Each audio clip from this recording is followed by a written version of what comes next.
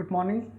In my last lecture on the blueprint of the Part 1 ADC examination, I promised to give another lecture on the domain of competencies that an ADC candidate must show in Part 1 written as well as in Part 2 practical examination.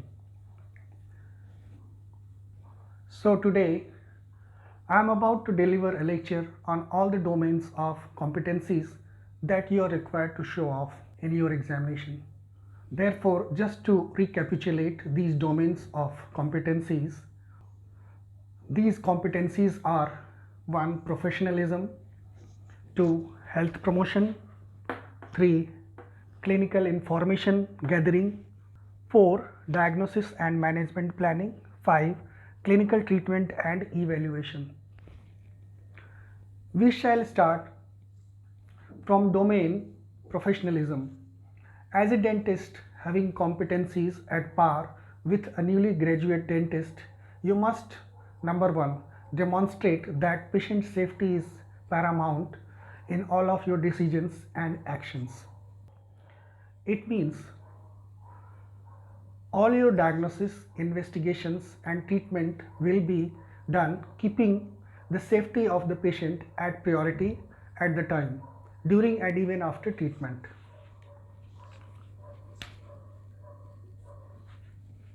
For example, during taking a radiograph, performing a surgical biopsy, or even during root canal treatment. Second point is behavior.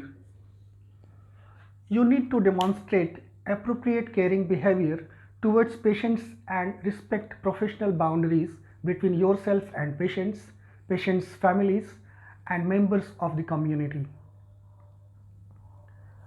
Third point of professionalism is interactions, your interactions. You must demonstrate that all interactions focus on the patient's best interest and provide patient-centered care, respect patient's dignity, rights and choices.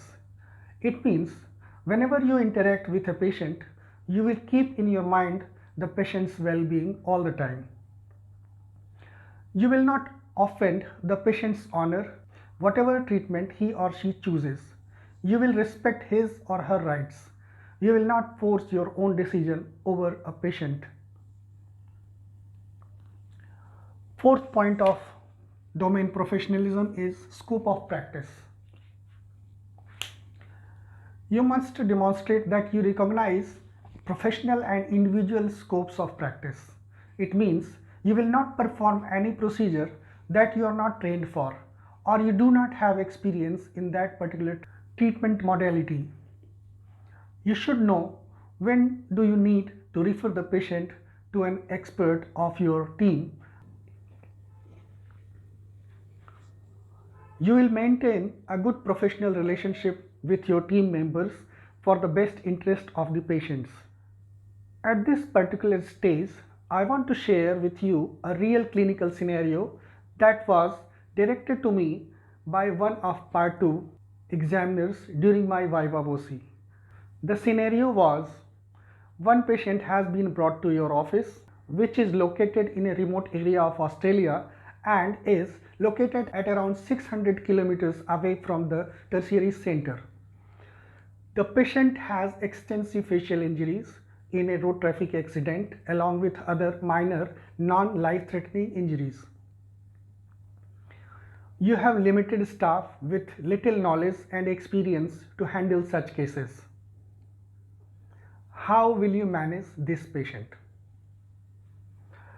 This is actual examination question that I faced in Australia when I was sitting for Part 2 examination. This scenario based question is trying to elicit a lot of information out of you. First information it wants is to know about your scope of individual as well as professional practice. By your response, it will automatically infer the answer of other professional aspects like patient safety, your behavior and interaction with patient and relatives, ethics, knowledge of legislation and utilization of resources. The correct answer of this question is, I will stabilize the patient by maintaining the airway, stopping the bleeding points to prevent further complications, and taking care of circulatory system. I will also take care of minor injuries. Once the patient will have been stabilized, I shall refer the patient to higher center for expert management by a team of specialists. This small and crisp answer is enough to show your knowledge. Fifth point of domain professionalism is continuing professional development. You must demonstrate that you recognize importance of continuing professional development for all members of the dental team. Your individual scope of practice depends not only on your division but also on your education, training and competence. It may vary from other practitioners in the same division and may be more limited than the division's overall scope. For example, you will be unable to perform some treatments if you have not done relevant training.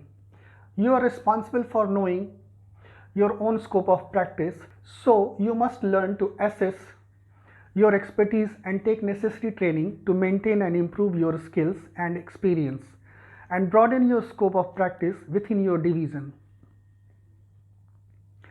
Remember, as a team leader, you are responsible for the continuing professional development of your team members.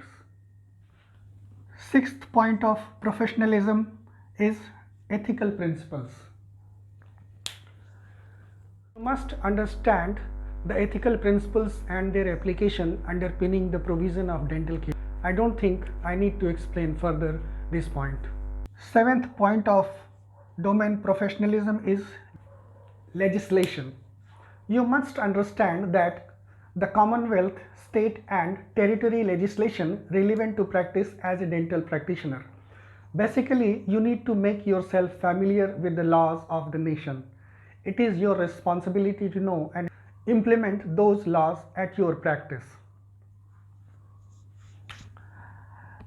Eighth point of domain professionalism is resources.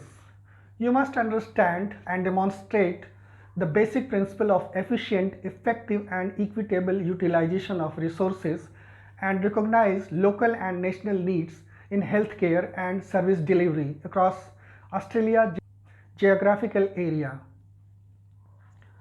Ninth point and last point of professionalism is cultural sensitivity.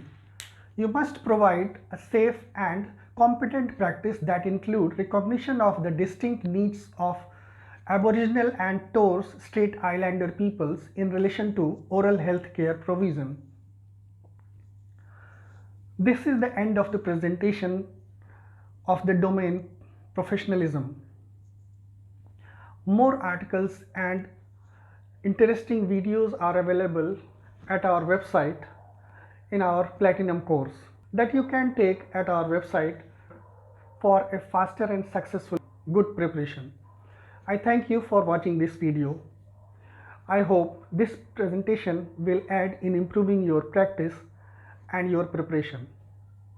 You can write your comments, suggestions or questions in the comment box. I shall try my best to answer you for sure. If I may, I suggest you to subscribe this channel and share it with your friends. This will enable you to receive the notification about the new educational videos the moment they are uploaded. And your friends will also get benefits. Thank you.